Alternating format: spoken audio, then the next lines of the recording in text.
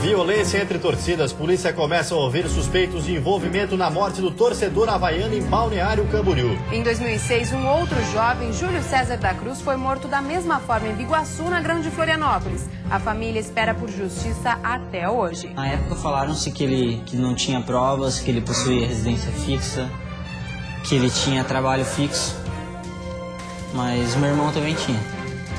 Vamos relembrar outros registros de violência no esporte em Santa Catarina, a punição aos agressores e os casos de impunidade. Na briga da Arena Joinville, 30 foram detidos, mas nenhum continua preso. E ainda faltando pouco mais de uma semana para as eleições, os candidatos do governo do estado apresentam suas propostas num debate promovido pela CAERD.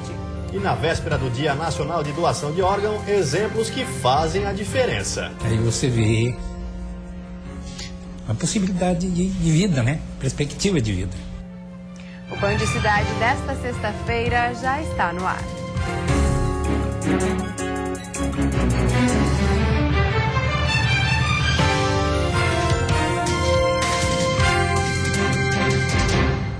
Olá, boa noite. Olá, boa noite. Em São José, na Grande Florianópolis, a Justiça determinou a abertura do Centro de Atendimento Socioeducativo para menores infratores. A estrutura é nova e está fechada há 4 meses por falta de programas e profissionais da educação.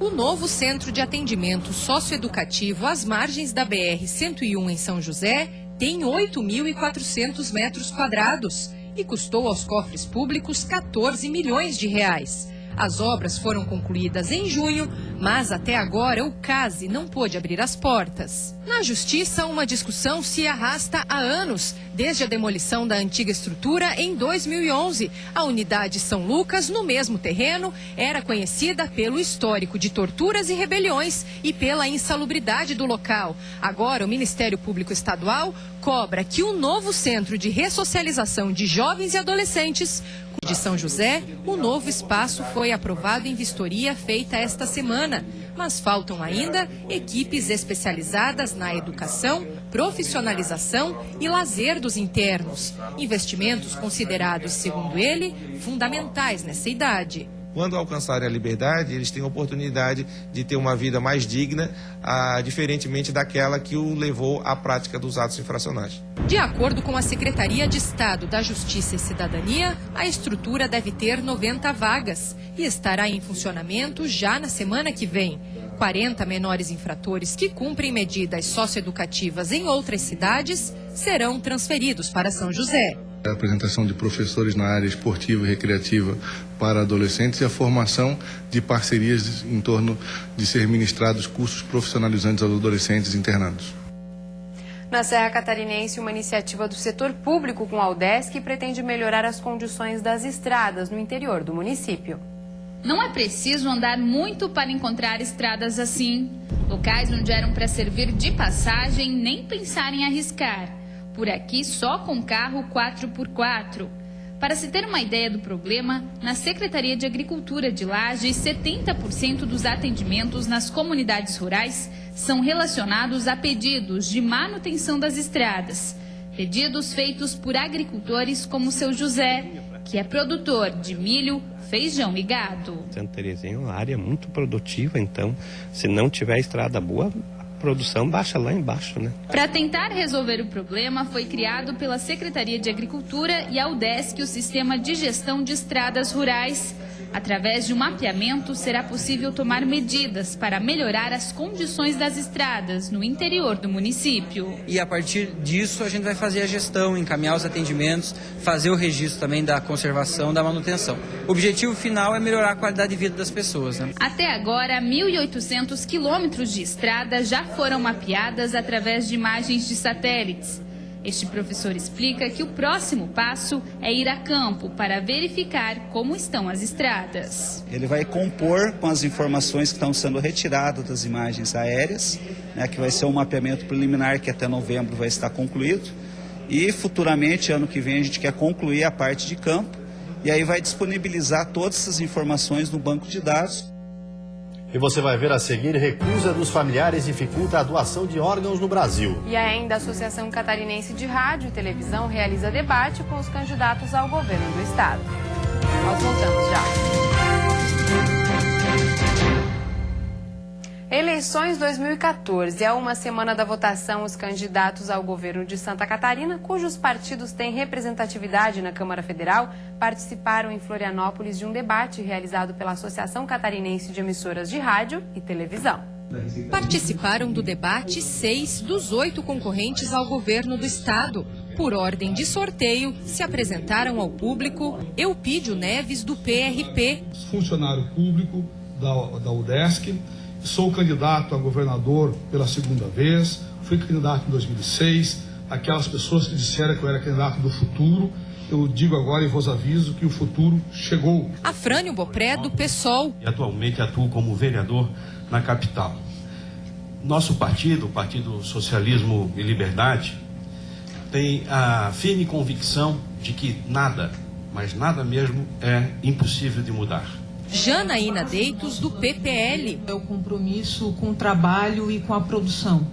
Porque só o trabalho e a produção podem garantir o desenvolvimento econômico do Estado e, com isso, garantir que o governo tem os recursos necessários para enfrentar o problema da saúde, da educação, da segurança, da infraestrutura. Paulo Bauer, do PSDB. Eu tenho muito prazer em conversar com todos. Hoje sou senador da República, eleito com mais de 1,5 milhão de votos na última eleição. E também como senador, aquele senador que apresentou o projeto para acabar com os impostos sobre os remédios em todo o Brasil. Cláudio Vinhati, do PT. Nós precisamos ser o estado que mais cresce no Brasil e que mais desenvolve no Brasil. Para isso, nós precisamos pensar mais longe. Precisamos ter, de fato, um governo com pulso firme para enfrentar o problema hoje do crime organizado em Santa Catarina, que tenha segurança de qualidade. E Raimundo Colombo, do PSD. É um estado que vive um grande momento. O crescimento da média nacional no primeiro semestre foi uma coisa em torno de 0,2 e a média catarinense foi acima de 3. Nós temos hoje o segundo melhor nível de emprego do mundo. Com certeza, há muito por fazer. O debate teve 5 blocos e 2 horas e meia de duração. Através da rede de notícias Acaerte, a 4ª maior do país, 82 emissoras de rádio puderam transmitir as propostas dos candidatos e candidata ao governo de Santa Catarina a eleitores de diversas regiões do estado. Deu a possibilidade do ouvinte lá no interior do estado ter a sua conclusão em quem votar. E esse foi o maior interesse da Acaerte em poder disponibilizar para as rádios do interior do estado de Santa Catarina esse debate para tirar a sua conclusão em quem realmente votar nessas eleições. O fim de semana vai ser de tempo instável, com nebulosidade variável e chuva isolada em todas as regiões. Há risco de temporal com granizo, mas de forma localizada. A temperatura mínima fica em 6 graus na Serra e a máxima em 24 no oeste do estado. No Planalto Norte, mínima de 14 e máxima de 20 graus. No litoral norte, Vale do Itajaí e Grão de Florianópolis, a máxima chega aos 22. E no sul, mínima de 15 e máxima de 23 graus. E nesse sábado é comemorado o Dia Nacional da Doação de Órgão. Atualmente, cerca de 30 mil pessoas ainda estão na fila de espera no Brasil. A recusa dos familiares ainda é um dos motivos para a carência de doadores. Nossa equipe foi até São José do Cerrito, na Serra Catarinense, distante 278 quilômetros de Florianópolis, para conhecer a história do seu João, um senhor de 58 anos que há 2 anos enfrentava um dos momentos mais difíceis de sua vida. Ele foi diagnosticado com enfisema pulmonar. A solução para a doença era uma só: transplante de pulmão. Aí você vê a possibilidade de vida, né? Perspectiva de vida. Foram 6 meses de espera até a chegada do órgão que mudou completamente a vida dele e da família. O pulmão de um jovem de 24 anos fez com que seu João pudesse ter a esperança de uma vida nova. Foi muito rápido, né? Porque a gente foi preparada para ficar 3 anos e meio na espera da fila, né? No Brasil, os números de pessoas nas filas à espera de uma doação aumenta a cada dia. Para se ter uma ideia, a maior lista de espera é por um rim, 18 mil pessoas. Em segundo lugar, estão os que precisam de transplante de córnea. Em seguida, vem fígado e, por último, coração e pulmão. Atualmente, pelo menos 30 mil pessoas estão na fila de espera para uma doação. Infelizmente, a recusa da família ainda é um dos principais motivos para a falta de doadores. De cada 10 pessoas abordadas, quase metade se nega a doar os órgãos de seus familiares. Então, se essa pessoa em vida expressou para a família que ela gostaria de doar os órgãos, que ela é doadora e que isso realmente ela vai poder ajudar muitas pessoas, é muito mais fácil até para a própria família poder tomar essa decisão. O que representa esse pulmão para vocês? A vida. E depois do intervalo tem futebol. O Figueirense enfrenta mais um time paulista no Orlando Scarpelli e na Arena Condá a expectativa de mais um clássico de Santa Catarina. E pela Série B, o Avaí joga em casa para se manter no G4 e o JEC joga pela liderança do Rio de Janeiro. É um instante só, a gente já volta.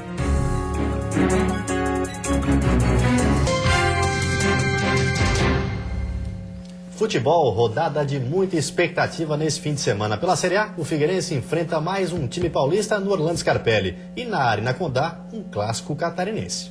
O jogo entre Chapecoense e Criciúma vai ser amanhã, às 6h30 da tarde, cercado de muita expectativa. O Verdão do Oeste está numa situação melhor, ocupa a 14ª posição com 27 pontos e vem de uma vitória por 3-0 contra o Atlético Paranaense. Já para o Criciúma, o clássico é um daqueles jogos de vida ou morte. Na lanterna da Série A, com 23 pontos, o Tigre precisa vencer e torcer pelo tropeço dos outros integrantes do grupo de rebaixamento. Fábio Ferreira e Gualberto não jogam porque cumprem suspensão. No lugar deles entra Joilson, que veio da base, e Iago Maidana, que tem apenas 17 anos e faz sua estreia na equipe. No Orlando Scarpelli, o Figueirense, 12º com 29 pontos, enfrenta mais um time paulista. Depois da vitória de 1-0 contra o Corinthians na quarta-feira, a disputa agora é com o Palmeiras, que ontem venceu o Vitória e deixou a lanterna da competição. A vitória é fundamental, já que o time paulista é um concorrente direto na luta contra o rebaixamento.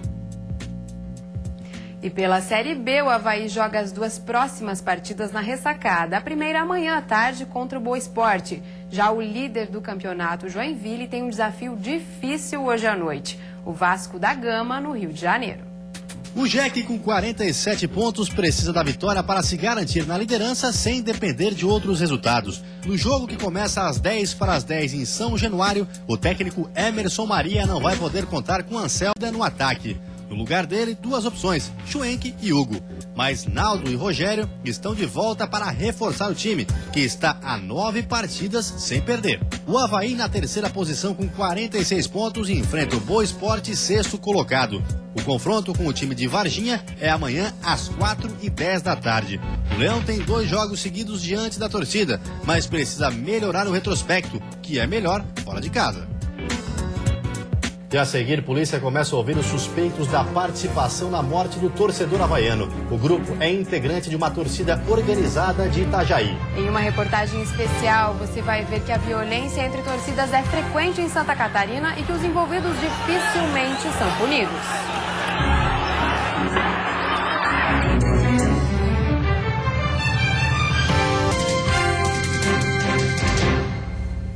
Os suspeitos de participarem de um ataque que resultou na morte de um torcedor havaiano começaram a prestar depoimento à Polícia Civil. Segundo a investigação, pelo menos 10 pessoas estão envolvidas, entre elas alguns adolescentes. A Divisão de Investigação Criminal de Balneário Camboriú, que preside o inquérito, já ouviu alguns envolvidos no homicídio de João Grá, de 27 anos. De acordo com o delegado responsável pelo caso, um dos adolescentes confirmou participação no ataque e disse que o ato foi uma represália devido a um desentendimento entre as torcidas. Que foi uma retaliação em razão de um acontecimento que teve no dia 6 de setembro, durante um jogo envolvendo o time do Avaí e o time do América de Natal. A torcida do Marcílio, alguns integrantes da Fúria Marcilista se fizeram presentes nesse jogo e durante a saída deles do estádio houve uma agressão, isso é a alegação do adolescente, onde a torcida Mancha Azul do Avaí arremessou pedras contra os veículos. Em razão desse acontecimento, eles praticaram esse revide. O diretor social da Fúria Marcilista, torcida organizada do Marcílio Dias, garante que o fato partiu de um grupo isolado e que, se for confirmada a participação dos torcedores, eles serão expulsos da associação. Após o inquérito ser concluído, vamos fazer uma reunião geral da torcida, para a expulsão sumária dos mesmos e para a gente rever tudo, porque membros isolados da torcida não podem cometer um ato como esse e prejudicar a instituição como um todo. A diretoria do Clube Náutico Marcílio Dias se manifestou através de nota oficial e afirmou que repudia o ato de violência cometido contra o torcedor havaiano. O texto traz ainda a promessa de atitudes severas no que diz respeito ao acesso de torcidas organizadas às dependências do clube. Todas as testemunhas e suspeitos devem ser ouvidos até a próxima semana. Caso os envolvidos não se apresentem espontaneamente à polícia, eles poderão ser presos temporariamente, através de mandado judicial. Agora, com a inquirição dos demais, que será individualizada a conduta de cada participante e também dependemos aí dos laudos periciais que já foram requisitados. E a morte do torcedor João Grá reacendeu a discussão sobre a violência provocada por membros de torcidas organizadas de Santa Catarina. Esse foi mais um dos casos violentos registrados no estado, como você vai ver na reportagem a seguir. Nervosismo, expectativa e euforia. Bom momento, atrás, pro gol de Pablo, gol! A alegria nos estádios de futebol contrasta com uma dura realidade: a violência de criminosos travestidos de torcedores. A briga na Arena Joinville no fim de 2013 entre as organizadas Força Jovem do Vasco e Furacão do Atlético Paranaense está entre as mais marcantes. O caso desafiou a Polícia Civil, que identificou e prendeu cerca de 30 torcedores na Operação Cartão Vermelho. Para o delegado que comandou a investigação de proporção inédita no Brasil, ficou evidente o envolvimento de quadrilhas que agem infiltradas nas torcidas uniformizadas. É uma irmandade nessas torcidas organizadas. A torcida organizada da agremiação de um determinado estado, ela é irmã, ou ela se comunica com a torcida organizada de um outro estado. E quando essa agremiação vem jogar nesse estádio de futebol que ela é irmã, essa torcida local vai dar o apoio. E obviamente que esse apoio e a rivalidade local acirram muito mais esses ânimos e acabam nessas tragédias que nós observamos aí. Última rodada do Campeonato Catarinense 2014, estádio Hercílio Luz em Itajaí. O Marcílio Dias perdia para o Atlético de Ibirama quando uma confusão vinda das arquibancadas terminou com o presidente da Federação Catarinense, Delfim de Pádua Peixoto Filho, agredido com um soco. Esses não foram episódios isolados. Santa Catarina acumula um histórico recente de violência que envolve torcidas organizadas. O risco nem sempre se revela aqui dentro do estádio. É na saída para voltar para casa que pode estar o perigo. Foi o que aconteceu com João Grá. O torcedor do Avaí foi morto em uma emboscada armada para atingir o micro-ônibus que levava os havaianos após o jogo contra o Paraná Clube. Uma das pedras arremessadas do viaduto atingiu a cabeça da vítima. As investigações apontam que torcedores da Fúria Marcilista estão entre os autores. Um momento que muito sofrido para a família, para os pais do João, todos nós familiares. Um momento que podemos dizer que é uma tragédia, uma perda irreparável. Em 2006, Juliano viveu o mesmo drama. O que era para ser um dia feliz, terminou em tragédia. O irmão dele, Júlio César Ganser da Cruz, na época com 17 anos, foi morto da mesma forma em Biguaçu, na Grande Florianópolis. Segundo o que apurou a investigação, a tocaia foi feita por torcedores da organizada Mancha Azul do Avaí. Meu irmão faleceu exatamente da mesma forma dessa semana, exatamente com uma pedrada jogada contra um ônibus, numa madrugada, um jogo de quarta-feira. Exatamente da mesma forma, com a mesma estupidez, com a mesma forma inesperada. O autor foi identificado meses depois, mas ficou preso apenas por 2 dias. O caso não foi adiante sob a alegação de falta de provas. Para a família, ficou o sentimento de impunidade. Na época falaram-se que não tinha provas, que ele possuía residência fixa, que ele tinha trabalho fixo, mas o meu irmão também tinha. Quem se presta ao trabalho de ir numa BR de madrugada, parar o carro em cima de um viaduto, esperar um ônibus, pegar uma pedra grande e jogar contra um ônibus sabendo que o impacto é violento, quer matar alguém. Impunidade, uma palavra que aparece constantemente quando o assunto é violência no futebol. Todos os torcedores presos na Operação Cartão Vermelho também estão soltos. Eles respondem aos processos em liberdade. O delegado acredita que uma virada é possível com aumento no rigor aos brigões, controle no acesso aos estádios e investimento em vigilância eletrônica. O que existe é uma necessidade de atualizar essa legislação, atualizar, que eu digo, é que essa legislação fosse muito mais rigorosa na questão da punição e que esses indivíduos que se envolveram, que se envolvem nessas práticas delituosas fossem definitivamente banidas dessas praças esportivas. O excesso de rivalidade entre torcedores que ultrapassa os limites está na contramão da evolução do futebol catarinense. Campo de futebol, estádio de futebol é lugar de torcedor e não de marginal. Então nós vamos começar, agora estamos começando a partir de segunda-feira, um trabalho bastante grande para tentar terminar de uma vez por todas com isso aqui em Santa Catarina. As famílias, afastadas dos estádios, esperam medidas que possam garantir a paz nas arquibancadas e fora delas para voltar a celebrar com emoção o melhor momento de uma partida de futebol. Vai ser dele só das organizadas, entendeu? Não pode, futebol é para a família.